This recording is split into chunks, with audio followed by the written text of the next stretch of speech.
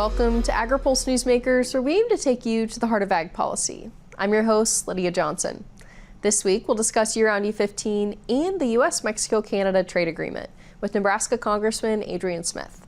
But first, here are this week's headlines. The Agriculture Department is encouraging child nutrition programs to follow the new dietary guidelines. In new guidance to state and regional child nutrition program directors, Ag Secretary Brooke Rollins said the department is working on a proposed rule for school meals to focus on incorporating whole foods. Rollins announced the guidance during an event at the Department of Health and Human Services focused on the new dietary guidelines.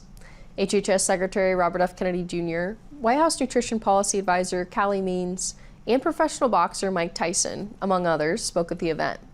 In a Whole Foods push on Capitol Hill, the International Fresh Produce Association distributed 100 boxes of fresh apples, oranges, squash, onions, and tomatoes grown across the U.S. to House and Senate offices with a simple message: you can't make America healthy again without fruits and vegetables. The Agriculture Department will soon open continuous and general signups for the Conservation Reserve Program. The agency will accept offers for continuous CRP between February 12th and March 20th, and general CRP from March 9th through April 17th. USDA said grassland CRP dates will be announced in the near future. The Conservation Reserve Program has capacity for around 1.9 million acres to be enrolled this year. Undersecretary for Farm Production and Conservation Richard Fordyce said small capacity for accepting new acres will make enrollment competitive. The deadline for the E15 Rural Domestic Energy Council to submit a legislative proposal is quickly approaching, but a deal is not in sight. Midwest Republicans made a last-ditch attempt with House leadership to push for the higher ethanol blend fuel in a fiscal 2026 appropriations package last month, but instead came away with a council to study the issue and develop legislation. Ag Committee Chair G.T. Thompson says the provision won't be included in the upcoming Farm Bill, even if GOP lawmakers can agree on a deal in time. The council had until this Sunday to submit a legislative proposal with the goal of considering the bill by February 25th. We asked Nebraska Congressman Adrian Smith about the status of those discussions and if the council will meet the February 15th deadline. I think we are making great progress. And, that deadline, it's a short time frame to really put pressure. And so I think that pressure has been productive. And so hard to say exactly details of a finished product right now. That's not possible. But then, once we formulate this agreement, then we need to put it in bill fashion and then find a vehicle for that to ultimately get passed on the House floor.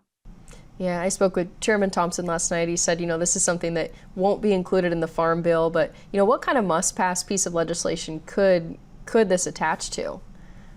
Well, the must-pass legislation strategy, that probably wouldn't be until the end of the year. I'd like to get this done before that. So we're looking at all of our options right now, and I think we're building support for it on many fronts. The president certainly out there in support of E15, and there are some layers of complexity to the issue that really, all at the end of the day, really point to the fact that farmers want to sell their products. We want to expand those markets.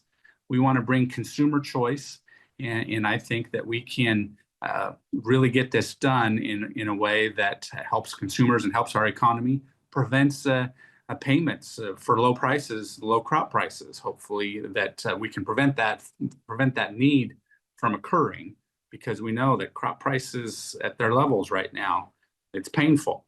Producers see this close up and feel it hard. And so we want to bring some relief by ultimately really having the opportunity to sell more product. We know House leadership is very supportive of our efforts. And so we want to get it to the next step. Yeah, and you mentioned President Trump. He was in Iowa 2 weeks ago now and, mentioned year-round E15 and said it kind of lays in the field of House Speaker Mike Johnson, Senate Majority Leader John Thune, responsible for getting this provision across the finish line. I'm curious, have you been in communication with the president since then? Is this, a signal? Have you received any signals that the president will continue to push for the provision? Absolutely. The administration, Secretary Rollins and others have been, I think, very direct in their support of this. Certainly the president's comments, as you mentioned, in Iowa. And I think we know by now that when the president says something, he's going to follow through. So that, I think, really equates to support for broadening the markets for corn and ethanol, and that we can be stronger for it. Yeah. And are you concerned the Democrats have not been involved in these negotiations of the Rural Domestic Energy Council? Are you concerned that, year-round E15 might lose some of this bipartisan support it has because Democrats haven't been included in some of those negotiations? Well, I appreciate the support of many Democrats. We are in the context of the way the process of the House works with, Democrats don't vote for Republican procedural motions, basically. So we have to work within that context, and it's pretty cut and dried in terms of what this ultimate agreement, refineries and biofuels can work out. That it's pretty cut and dried. So I'm happy to interact with Democrats who I believe have voiced their support for E15. And we work to get biofuels. I co-chair the Biofuels Caucus. That's a bipartisan effort, and Biofuels Caucus has a lot of input on this. And I appreciate my Biofuels Caucus colleagues and their input along the way. We'll be back with more Newsmakers right after this. As a cooperative, our customers are our owners. They share our profits and help guide our business.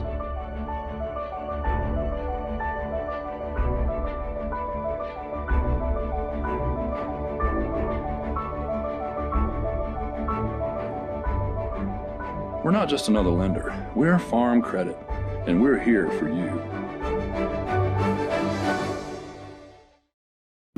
I think some of sustainability to farmers just comes second nature. If you asked a farmer, are you sustainable? They'd probably look at you maybe a little funny and say, I don't think I'm doing anything that special, but it really is just what they do. We're all farmers, and our goal is taking the best care of our land, our cattle, our natural resources. This is my sustainability story.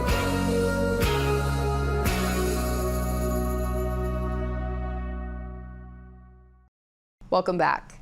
Some agriculture groups launched a new push to renew the U.S.-Mexico-Canada agreement. We asked Nebraska Congressman Adrian Smith if he's confident the administration will keep the U.S. in the trade pact. Well, I led the letter of about 100 colleagues to the White House expressing support for USMCA as it relates to agriculture. Agriculture is really the center of USMCA in many ways. And the USMCA was an achievement of the first Bush administration, first term for the president. And not a lot happened on trade when President Biden was in office. So now we see trade back front and center, and that these are important opportunities that we can pursue. Yeah, and the USMCA has many benefits for U.S. agriculture as well. Absolutely. Biotech. Biotech was missing from NAFTA. USMCA replaced NAFTA. So when USMCA could include biotech, that's what gave us footing to say to Mexico, you can't shut out our biotech white corn, because in the agreement you said you would accept these biotech products that ultimately we know are an important part of helping feed the world and in fueling as well. And Mexico agreed to that, and ultimately we did win our that dispute that came up. Yeah, and I also want to get your thoughts. The House voted to overturn the Canada tariffs this week. I'm curious, you specifically, why'd you vote to keep the tariffs on Canada? Well, I'm not a fan of tariffs. What we saw was a motion by some of my Democrat colleagues to try to set the narrative that is really more politically oriented, politically motivated, than it is about moving the ball down the field toward more open trade. And we know, I would say it's a bipartisan interest of leveling the playing field on trade. For the criticisms from Democrats during the first Trump administration, they did nothing to change that, tariffs themselves, while President Biden was in office. But now with President Trump in office, my Democrat colleagues are back into the groove of opposing tariffs. So, I'm not a fan of tariffs, regardless of who's president. And I really look forward to the opportunity to see what we can do to level the playing field. Fact of the matter is, President Trump has leveled the playing field in many cases, headed us in the right direction with his high priority on trade. So it is my desire that we move forward and shift gears into fewer trade barriers. And tariffs are ultimately trade barriers. So let's move forward in a way where we can sell more of our products and grow our economy at the same time. We'll be back with more newsmakers, but first, Andrew Hunnicky looks at the most recent farm income forecast in this week's Ag by the Numbers.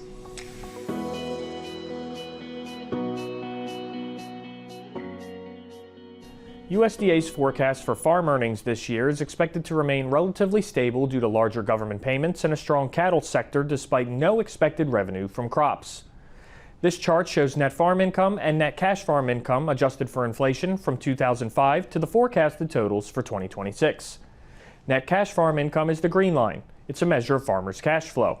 It's projected at $158.5 billion in 2026, an increase of more than $1.7 billion from last year, keeping profits close to the 20-year average. Net farm income is the blue line. It's a broader measure of profits. It's forecast at just over $153 billion in 2026, which would represent a loss of nearly $4 billion from last year. The combination of ad hoc assistance and changes to commodity programs through the One Big Beautiful Bill Act will shore up farm income. Direct government payments to farmers are expected to soar to more than $44 billion this year, which is an increase of nearly $14 billion from last year. For AgriPulse, I'm Andrew Hunnicky. Don't miss the must-attend Ag Policy event of the year. Register now for the 2026 AgriPulse Ag and Food Policy Summit. Hear directly from the leaders shaping the future of agriculture as they explore innovative ideas to strengthen rural economies and guide policy decisions for the year ahead and beyond. The summit takes place March 23rd at the National Press Club in Washington, D.C., with a virtual option available. View the agenda and register today at agripulse.com under the Events tab. I was kind of known as the sheep guy around here. The fire went from north to south and it blew that way and it went straight down the house. Lost all of our sheep literally a week before we were to start lambing. And I was really in a bad place. I happened to notice this farm state of mind piece of paper. And I picked up my cell phone and I made a phone call, and that was the best phone call in my life. I'm glad that I'm still here. So don't do something permanent over a temporary situation. Welcome back. There's a new push from ag groups to renew the U.S.-Mexico-Canada trade agreement this year. We're joined by Dan Bossy with Ag Resource Company and Jessica Shulkin with the Russell Group on our panel this week. To begin, Dan, what's the impact of the USMCA trade agreement for U.S. agriculture? Well, it's very big. I mean, if you look at it now, China's taking over 1 billion bushels of U.S. corn annually. That's a third of our exports, or almost a third. So it's a really big deal. And then as you look to our neighbor to the north, I mean, Canada, it's one of our largest trading partners. So as you think about USMCA, it's the glue that binds North America together on trade, and we need to keep it going. And I don't know, blowing it up is the right thing to do. But again, at the end of the day, I hope that some kind of deal can be cobbled together. Yeah, and Dan, the House this week voted to scrap the president's tariffs against Canada. Is the U.S.'s relationship with two of the country's top trading partners, do you think, already on edge, or do you think it can be salvaged in the USMCA renegotiation this year? Well, I hope it can be salvaged. I do think we as neighbors should be talking. I do believe that there's pathways forward here. I believe as you stand back from all of this, that there's relationships that have been ongoing for a long time, and that it's important that these keep going. Both countries provide impetus economically for each other. And as I look forward, I'm hopeful that, the livestock trade for agriculture, some of the wheat trade persists, and that we have a border that is relatively open. We'll leave the president and the tariffs up to him, but overall, it's very important for, again, our economy and Canada's economy to keep the doors open and keep trade moving each direction. And also, speaking of Congress, Jessica, I'd like to bring you into the conversation. The House Ag Committee is expected to debate a farm bill later this month, with text coming soon. I'm curious what you'll be looking for as that progress progresses, and could this farm bill really become law? Sure. Well, I think a lot of people are excited to see what's coming out. I think what we're all expecting is this farm bill to look a lot like the farm bill that was marked up by Chairman Thompson back in 2024, minus all the provisions that were included in the one big beautiful bill. So probably if past this prologue, a lot of this stuff is going to look familiar. Text should be coming out on Friday. And so we're going to be pouring through that to see what's in there. Some of the sticking points, that we've heard as we talk to some of the Democratic offices, obviously, Ranking Member Craig put out her farm bill outline that she would like to see that would have repealed or delayed some of the SNAP provisions that were included in the one big beautiful bill. So we need to see whether or not the Democratic side of the aisle really hones in on that, or if they focus on some of the other pieces that are included in the farm bill. Lots of talk, obviously, about moving Food for Peace over to USDA, folks talking about uniform labeling, Prop 12,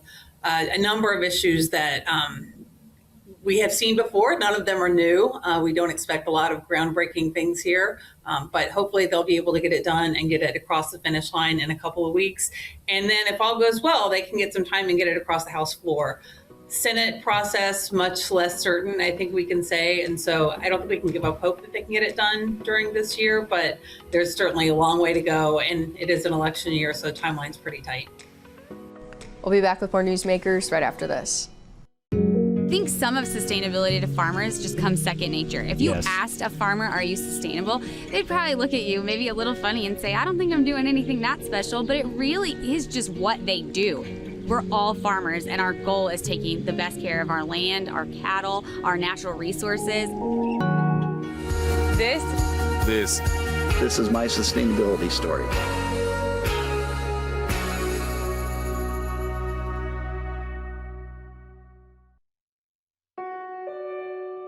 America never stops. Thanks to the financial support of Farm Credit, neither do the farmers and ranchers who call her home. Since the beginning, we've been helping rural America show the world what hard work can achieve. But the job is far from over.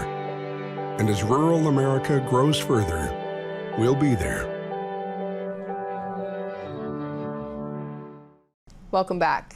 The farm economy is struggling. We asked Dan Bossy with Ag Resource Company if he views the downturn as cyclical, or if there are structural issues that could keep market prices down for a longer period of time. Well, we're losing our export demand. And as I'm now celebrating my 47th year in this business. When I came into it, the U.S. percentage of world trade is upwards of 52%. Today, we're down at 18%. And so our share of global grain trade continues to wane, which is a concern for me. Brazil, Russia, Ukraine, Argentina, just to mention a few names, are structural problems for the United States as they continue to expand. And so as you think about the future ahead, trade is not going to be the driver that it once was. And so we need to think internally to protein and potentially biofuels in terms of being new demand drivers for the American farmer. Trendline yields keep increasing every year. And if we don't find uses for that crop, stocks will get very large as we think about the next couple of years. Yeah, and you mentioned biofuels there, Dan. I mean, year-round E15 has been a big push, especially the last month, 6 weeks in Congress. I mean, does that even have enough of an impact to move the needle on some of this lost international demand? Well, I really wanted to have mandatory E15. I appreciate the voluntary and being able to use it year round, but I think at the end of the day, if I can get a 2.6 billion bushel increase in U.S. corn demand, domestically speaking, that's the kind of demand driver that would change the outlook for U.S. agriculture for at least 3 to 4 years. And so that is the focus that I would have. Voluntary E15 blending all year round may increase it by, let's call it 100 to 300 million bushels. Helpful, mind you, but not a panacea to get us to a new level of a crop usage rate that would change the balance sheets enough to get us bullish. So as I stand back from it, I like E15, but I don't want to spend a lot of political capital going for a voluntary program. I really would like to get something mandatory as we look further down the road. Jessica, I want to get your thoughts. An E15 World Domestic Energy Council was established to look at this issue. Chairman Thompson says it's something that won't go into the Farm Bill, but I'm curious if you could update us on some of those negotiations, where the process is at, and potentially the future of the provision. Sure. So the The council is supposed to have their legislative text out by Sunday, so everybody's waiting to see what that's going to say and if they can find some sort of balance between small refiners and larger refiners. The biofuel folks are sort of stuck in the middle there, and it won't be in the Farm Bill. Legislatively, the timeline to really get anything passed additionally, is tight. There was an effort to try to get, obviously, this language included in the last funding bill. That did not happen at the last second. The president has indicated he would like to see year 15 or year-round E15 and is supportive of that. And so, we'll see what they come out with on Sunday. The tricky part is even if they are able to come up with the deal, and it doesn't really feel like that has happened yet, is what are they going to attach it to? You now have the Homeland Security Appropriations Bill that's tied up in all sorts of political strife. The funding for that runs out on Friday, and we're not sure what's going to happen with that. And that's going to be the last funding bill of the year. And beyond that, if it's not on the Farm Bill, there's really a limited amount of legislation that you can attach this to, even if a bill is agreed upon, and we're not to that point yet. So I don't think the prospects are great. There are a lot of smart people putting a lot of good work into this, and so hope springs eternal, I guess. Yeah, and Jessica, as we wrap up here on that same note, House and Senate Ag Committee leaders have said that additional farm aid is needed and kind of eye potentially a supplemental funding bill to enact that, but timeline's still unclear. You've worked on a lot of those types of bills during your career. I'm curious, what are the odds of that actually happening, of additional farm aid coming this year?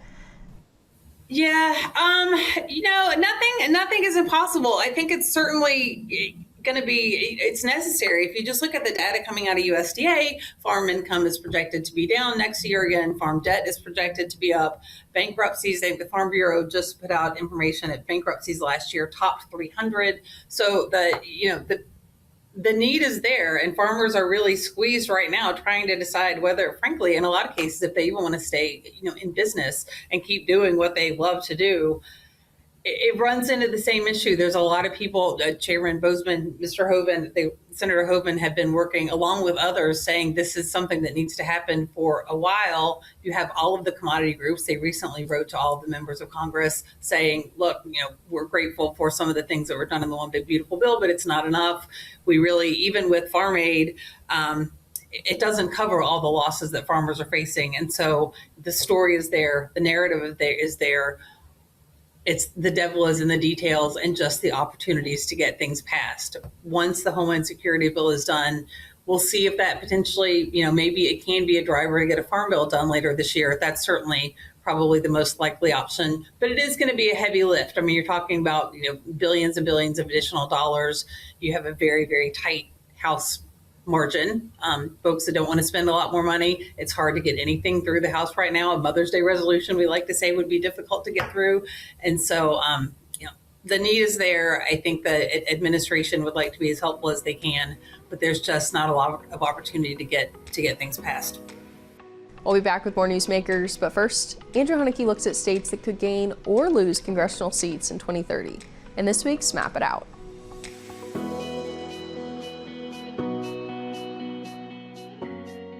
The number of congressional members that represent each state is redistributed every decade after the census. This map shows the current projections of the states that will gain and lose congressional seats in 2030. The American Redistricting Project based these estimates on assuming recent growth rates continue until 2030. This would be the result. As of now, Texas is expected to gain 4 seats, while Florida is expected to gain 2. 5 other states are expected to gain a seat. California is expected to lose 4 seats, while 8 other states are expected to lose a seat. For AgriPulse, I'm Andrew Hunnicky. Don't miss the must-attend Ag Policy event of the year. Register now for the 2026 AgriPulse Ag and Food Policy Summit. Hear directly from the leaders shaping the future of agriculture as they explore innovative ideas to strengthen rural economies and guide policy decisions for the year ahead and beyond. The summit takes place March 23rd at the National Press Club in Washington, D.C., with a virtual option available. View the agenda and register today at agripulse.com under the Events tab. I was kind of known as the sheep guy around here. The fire went from north to south and it blew that way and it went straight down the house. Lost all of our sheep literally a week before we start lambing. and I was really in a bad place. I happened to notice this farm state of mind piece of paper. I picked up my cell phone and I made a phone call, and that was the best phone call in my life. I'm glad that I'm still here, so don't do something permanent over a temporary situation. Thanks for joining us for another episode of AgriPulse Newsmakers. Both the House and Senate will be in recess next week, and USDA's annual Ag Outlook Forum will take place Thursday and Friday. And be sure to mark your calendars and register for the AgriPulse Ag and Food Policy Summit on March 23rd in Washington and streaming virtually. For AgriPulse, I'm Lydia Johnson. Thanks for watching. Newsmakers is a production of AgriPulse Communications. You can also find our new content on YouTube and wherever you get your podcasts. And don't forget to follow AgriPulse and our correspondents on social media to get breaking news and more. For agriculture, trade, food, environment, and regulatory news, your source is agripulse.com.